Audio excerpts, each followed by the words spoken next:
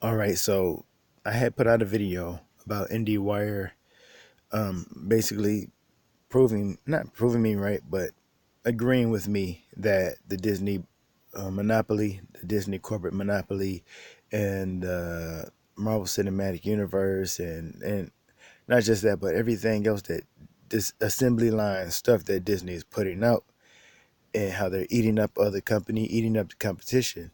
All of this is bad for movies. And I put that video out probably was it last week, maybe I can't remember. And so today I noticed that the Atlantic had an article, and I decided to read it. And without exactly agreeing with me, they said some things that agree with me, but it didn't exactly. It's almost like they were reluctant to say the truth, and that is that the Disney monopoly is actually bad for film, bad for movies. And so I'm just going to read some of this, and I'll let you. I wish, just really briefly, really quick, I wish I could find the person on Twitter that I was arguing with, that I was debating with about whether or not Disney was actually hurting other movies, and not just other movies, but especially Alita Battle Angel. I can't find that, and I wish I could, because I would show them this. Like, see, I was right. Anyway, moving on. So the Atlantic here has an article called What Avengers Endgame's historic box office means for the future." Now, under that, the film is a big selling rebuke to the idea that traditional film goers are largely content to stay at home these days. See, I guess we got that impression because people were not showing up for other movies. They were saying that box office turnouts was extremely low, and but I think all of that is because Disney has pretty much, or people have allowed themselves to be trained by Disney, so that whatever Disney puts out, they'll come out to see. And if it's not made by Disney, then they don't turn up, they don't show up, because it's like they're trained to, they get it on a regular basis, right? They get movies on a regular basis, like every couple of months, and they they're guaranteed to get something that's at least mediocre. So audience feels like, why take a chance on something new or something unfamiliar? I'll just stick with what I know. And that is the situation, why other movies are coming up short, and the box office are very low for other movies that are not made by Disney. That's the reason. So the global total for Endgame's opening week was more than 1.2 billion, mostly thanks to a colossal 330 million take in China, where Marvel has found a foothold that other brands such as Star Wars have not. Before Move up a little bit. Before the release of Avengers Endgame, the biggest opening weekend of all time for the U.S. box office was April 27th through the 29th, 2018, when the previous entry in the series, Avengers Infinity War, debuted in theaters. That film made a staggering 257 million in theaters, sold 314 million worth of tickets to all moviegoers in total that weekend. Let me just stop and say this. I was an MCU fan, and I still am in a way. Not as much as I used to be, after Alita stole my heart, but I was I was all on board for Marvel. So I'm not exactly hating on the MCU. All right, their I respect their hustle. I respect the money that they made and the success that Marvel has. I'm not going to hate on that. All right, but I can also say that they're they're eating up a lot of money, and that has to be. We have to just come to terms with that. But I just wanted to make it clear that I don't want to hate on the success that they have. I want to skip down to where it shows here. I'll start here at last weekend. The last weekend, Avengers Endgame did just that, making 356 million over just 3 days, with theaters selling a total of 392 million worth of tickets for all 45 movies playing that weekend. For all 45 movies. The owners of the major theater chain sent out triumphant press releases touting the value of the cinema experience, explaining how they managed to pack in screenings for a movie with an extra long running time of 182 minutes. Mostly they pulled it off by sucking all the air out of the room. And there we have it. There we have it. That's what happens. This is why they make so much money. Or this is one of the reasons why they make so much money. This is one of the reasons why it's so bad for theaters in the long run. And so bad for other movies. Because when Disney gets as big as it is, that leaves less room for other movies, less room for different kinds of movies. That's less room for counter programming. Sometimes you may see a movie or you may not be interested in the movie. You're like, well, I don't want to see that movie. I want to see something else. That's what counter programming is.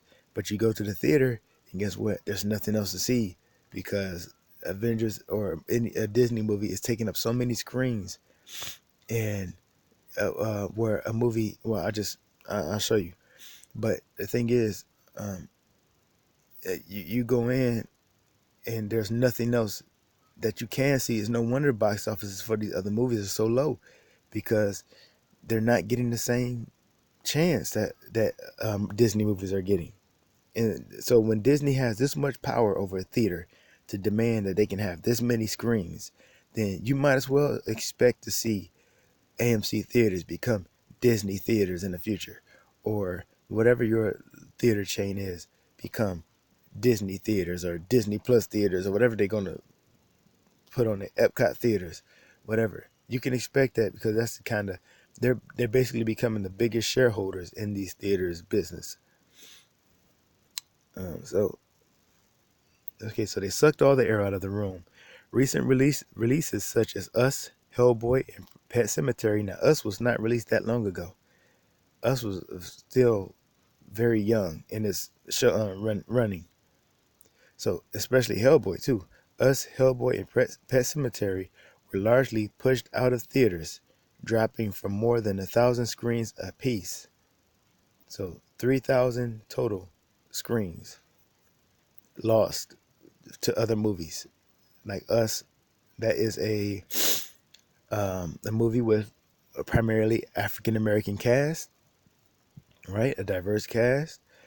Well, not diverse cast, but that's what they call diverse. Even though it's just mostly just black people.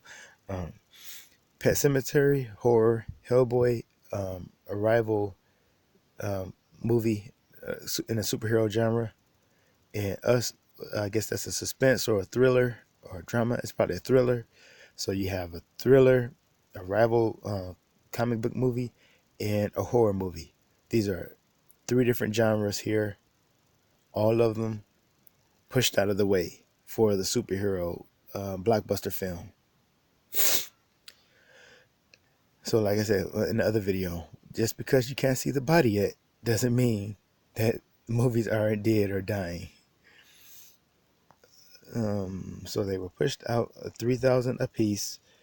And the weekend's second biggest film turned out to be another Marvel movie, the March release of Captain Marvel, which offered a superhero alternative if Endgame showtimes were sold out. So how do you like that?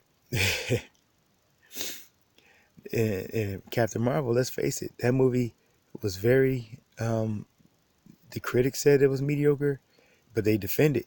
They came out saying, "Yeah, it's only mediocre, but it's okay that it's mediocre because it's a female-led movie." They didn't give Alita Battle Angel that same sort of mercy. You know, even though Alita has a Latina actress main star, and Brie Larson, the queen of minorities, the queen of black people, the white queen of black people, has set herself up as the intersectional uh, goddess, and everybody's going to bend over backwards to protect her and to worship the ground that she walks on. But I'm gonna be one of those people. But anyway, so that's what you had there. Disney absolutely had the theaters in their um, they had the theaters by the Johns. you know I'm trying to think of a word that No, I just said they had the theaters by the balls. They had them. So I'm going to. So right now, okay, here I'll just read some of this too. So while Endgame is certainly a cause worth celebrating for exhibitors, a big selling rebuke to the idea that traditional filmgoers are largely content to stay at home these days, where they're only showing up, as you have proven, for Disney movies. It's also a sign that the future of the cinema experience lies largely with colossal event movies. Ticket sales have mostly been down in 2019, and you just explained why, mostly. And IndieWire explained why. And so, as studios rolled out winter offerings such as Alita Battle Angel, the Lego Movie 2, which failed to connect on a major level with audiences. Now we know the reasons why, especially with in Alita's case. The media came out, preemptive strike, blasted Alita before it even hit the theater. Blasted it. Like, you had these feminist writers talking about how sexualized she was. She has A cups, maybe B cups at the most, in just a simple feminine form. She's not even really that curvy. And they're like, why does she have breasts? You know, just just savage in the movie, savaging it, and people not willing to give new movies a chance. Just decided, you know what, Captain Marvel comes out in a month. I just go see Captain Marvel. And Rotten Tomatoes left it at 59% of Rotten. Um, um, there was actually watching Doc Ito's video yesterday. John Campia had a screenshot of Alita at 53% from the critics, and but compare that to the audience rating, 94% approval, 94% positive ratings from the audience. If that doesn't show some kind of disconnect between the critics and the audience, I don't know what does. So they savaged this movie, they sabotaged it, and Captain Marvel came out a month later, $1 billion. I wonder why. So, but they'll never be completely honest about why that movie didn't do as good as it should have. I'm going to start here at Big Marvel. Okay, so big Marvel movies will help buoy the box office, and there are other franchise films on the horizon. So, let me just keep reading. Mostly produced by Disney. All right, there we go. So they're making it seem like a positive thing, like, oh, the box office needs help. Don't worry, Disney is the savior. Disney's going to help the box office. Well, at the same time, you're explaining exactly why Disney is destroying the box office and eliminating the competition and making it so that these other movies can't even gain a foothold. Hellboy, Us, Pet Cemetery, pushed out of theaters for Endgame. Alita Battle Angel can hardly get get above 400 million because of the way the critics attacked it and praised Captain Marvel. When they won't even really come out and give it above. At first they were giving like 84% approval, and it came down much lower since nobody's really paying attention anymore. The real scores are starting to be to settle in. So water always finds its level, and Captain Marvel is settling right there in the mediocre zone where it belongs. While Alita is still at 94%. 94% audience rating, well above 50 something percent. Water finds its level. Anyway, but here's where they throw me off. Okay, so other franchise films on the horizon, mostly produced by Disney, that should be similar smash hits, such as Star Wars Episode 9. No, that movie should bomb. That movie probably it won't bomb. It won't do as good as Star Wars movie should do. But it won't bomb. But it'll definitely.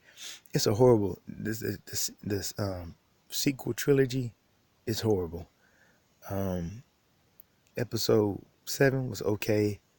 The Last Jedi was trash, and there's really no saving this. Whatever they do now is just going to be shameful. Anyway, Frozen 2 will probably be a hit. Of course, that's going to be a mega hit, huge hit, especially in Japan. They love that movie in Japan. Um, Aladdin, it looks like it's going to suck, but it's probably still going to make money. The Lion King also looks like it's going to suck, but it's probably going to make money. Both of these look like heartless, just corporate, by the numbers films put out there to get money because they know the audience is going to be there, because they know they have people trained like monkeys to show up to see their movies.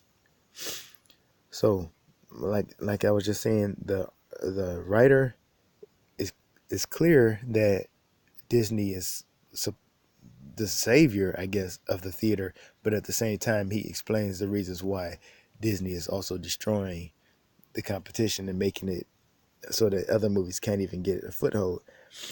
And so here he goes into how these other franchises have, or other rival studios have tried to start franchises like Sony and DC.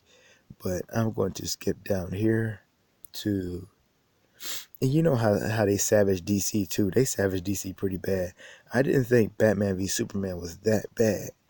I thought it was okay. I hated Man of Steel, but I didn't think Batman v Superman was that bad. I thought it was okay. It could have been better, but the critics savaged it, and of course because it was a rival to King Mickey.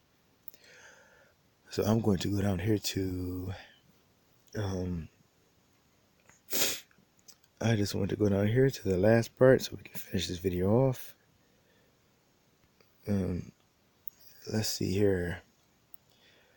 Even prior box office. No, I'm going to. Yeah, this is it. I just end it here. All right, I just start here. Every prior box office record holder has succeeded as a cultural milestone of sorts. Avatar pioneered new 3D technology in cinemas. Titanic was a word-of-mouth sensation that drew teenagers in for multiple viewings. Jurassic Park marked the dawn of the CGI era. Star Wars and Jaws were the dawn of the blockbuster itself. If Endgame bests them all, it'll be thanks to overwhelming audience loyalty. Bam, highlight that. Overwhelming audience loyalty to an entire brand. A 22 film series reaching a satisfyingly undeniable conclusion, though there's still room for plenty more Marvel movies in the future. For Disney, that's a vindication of a decade-long strategy.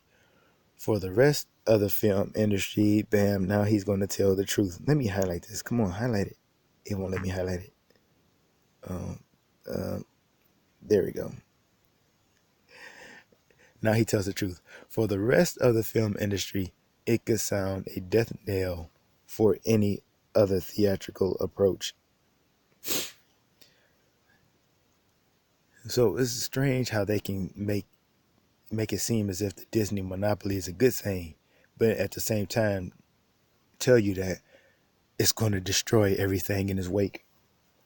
It's like having, yeah, the Hulk is the Hulk is a hero, but the collateral damage is going to be ridiculous, you know.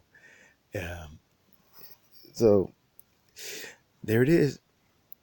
Even Variety has to unwillingly agree that I'm right, and that the Disney monopoly has hurt Alita Battle Angel and is hurting other movies. So thank you all for listening, and I'll come up with another update if any other Alita news drops.